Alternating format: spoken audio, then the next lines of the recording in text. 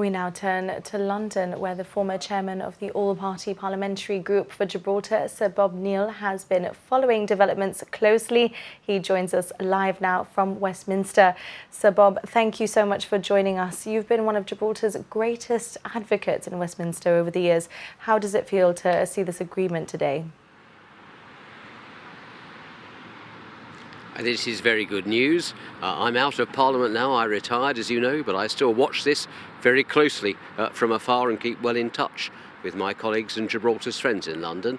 And the principle of this deal is important, and we should all welcome that. We will want to look at the detail, and I'm sure my colleagues in Parliament will want to look at the detail in due course, but this is a really, really important breakthrough for the people of Gibraltar. And the test, I think, that we've always made, Gibraltar's friends in the UK Parliament, has been this, that if there is a deal is available that is acceptable to Gibraltar, its people and its government, that respects their British sovereignty, respects our defence interests and does the right thing for the economy and well-being of the people of Gibraltar, we should stand in the way of it, we should get behind it. And I am sure that my friends and colleagues in Britain will want to do that, because we want Gibraltar to succeed, we want this to work. We obviously want to see the detail, as you do with any treaty, but as you've been saying in your earlier packages, it'll take a time before we see the text.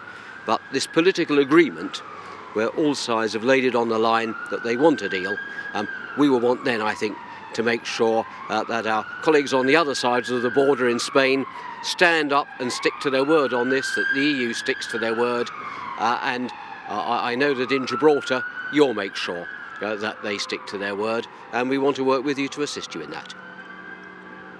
Well, that's great to hear. I'd like to point out in your last common speech, you said that we owe Gibraltar a good deal. I know, as you mentioned, there is a lot of information to digest still, and you'll have to go through it more closely. But on the surface, is this a good deal for Gibraltar? On the face of it, it seems to be a sensible and practical solution. To be honest, like a lot of people in Gibraltar, like the majority in Gibraltar, back in the referendum, back in 2016, I would have rather we weren't here. But we've moved on from that now. The UK and the EU have moved on, Gibraltar has moved on. We've got to have something that confronts the realities for Gibraltar now. I think, from what I've seen, this deal can deliver on that, and what we then need to do is to recognise that we must now put that into a proper text and into practical measures as soon as possible. There are templates, as have been talked about before, the way you could juxtapose controls for a Schengen area work at St Pancras in London, for example. That may well be the sort of thing that we're looking at. The Chief Minister referred to the Schengen shed, for example, earlier in one of your pieces. All these things are practical and doable. The one thing I would say is this is a result of hard work over many years, actually.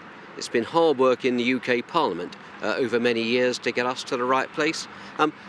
David Lammy, of course, has been the person there that's been able to close the deal, and well done on that. But I want to pay tribute to previous Foreign Secretaries in the outgoing previous Conservative government, people like James Cleverly, remember, who came privately to Gibraltar, David Cameron, who addressed a National Day on a number of occasions. As Foreign Secretaries, they made a real effort to get this going, and what we've seen now is actually the conclusion of their work. So we've always adopted a cross-party approach to this in British politics.